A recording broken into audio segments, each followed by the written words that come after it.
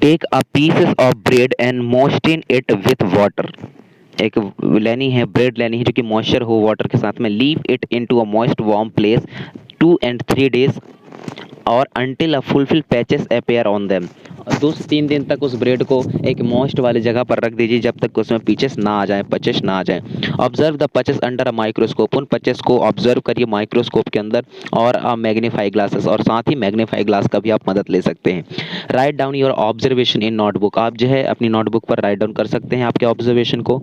You will see cotton like thread spread on the peaches और bread. आप जो है कॉटन लाइक थ्रेड को स्प्रेड देख सकते हैं उन ब्रेड के ऊपर। These organism is called fungi. तो मैं जो अभी बात कर रहा था, ये हैं जो ब्रेड के अंदर जो आप स्ट्रक्चर देखते हैं, इसी को क्या बोला जाता है बेटा? फंजाई बोला जाता है।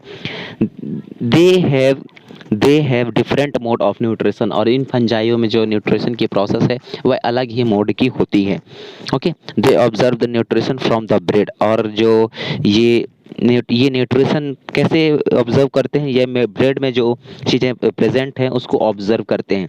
This mode of nutrition in which organism take in nutrition from dead and decay matter is called the saprotrophic nutrition. तो यहाँ बोला गया है कि सेप्रोट्रॉपिक न्यूट्रिशन का मतलब होता है कि एक ऐसा न्यूट्रिशन जिसमें जो ऑर्गेनिज्म हो, जिसमें कोई प्लांट प्रोडक्ट हो, वह अपना न्यूट्रिशन के लिए किसी डेड बॉडी पर डिपेंड रहे या डिके पर डिपेंड रहे, तब इस तरीके से अपन इस तरीके के न्यूट्रिशन मोड को सेप्रोट्रॉपिक न्यूट्रिशन कहते हैं। Such organism with saprotroph mode of nutrition are called saprotrophs. और ऐसे न्यूट्रिशन को या ऐसे ऑर्गेनिज्म को सेप्रोट्रॉप्स कहते हैं।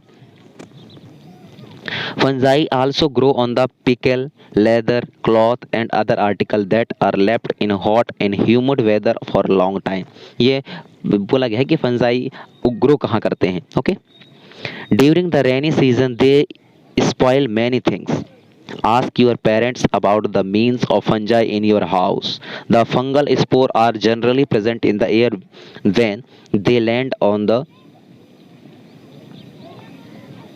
wet and warm things they germinated and grow। Now can you figure out how we can protect our things from the getting spoiled?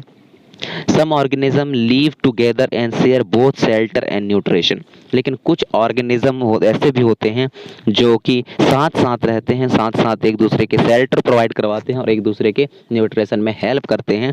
ऐसे इस तरीके के रिलेशनशिप वाले जो प्लांट रहते हैं, ऑर्गेनिज्म रहते हैं, उनको हम सिम्बायोसिस कहते हैं। क्या बोलते हैं बेटा? सिम्बायोसिस बोलते हैं। For example certain fungi live inside the root of plant. लेकिन आप देखे होंगे कुछ फंजाई ऐसे रहते हैं जो रूट इनसाइड रहते हैं रूट ऑफ प्लांट के। The plant provide nutrition to the fungi. जो प्लांट है वो प्रोवाइड करवाते हैं न्यूट्रिशन किसको? फंजाई को। And return the fungus provide water and certain nutrition. और इसके बदले जो फंगस रहते हैं वह प्लांट को न्यूट्रिशन प्रोवाइड करवाते, सॉरी न्यूट्रिशन नहीं, वाटर प्रोवाइड करवाते हैं और कुछ न्यूट्रिशन भी प्रोवाइड करवाते हैं। इन ऑर्गेनिज्म इज कॉल्ड लाइकेन। और ऐसे इन ऑर्गेनिज्म कॉल्ड लाइकेन, और ऐसे ऑर्गेनिज्म को लाइकेन बोला जाता है। अ chlorophyll containing partner which is an alga and fungus live together. और यदि मैं लाइकेन की बात करूँ तो उसमें क्लोरोफिल कंटेनिंग पार्टनर्स जो कि एल्गा रहती हैं और फंगस रहती हैं, साथ साथ रहते हैं। This fungus provide shelter. जो ये फंगस रहते हैं उसको शेल्टर प्रोवाइड करवाता है, water and minerals to the alga and the return the alga prepare and provide food to the fungus. लेकिन जो एल्गा रहता है वह प्रिपेयर करता है और प्रोवाइड करवाता है फूड किसके लिए? फंगस के लिए।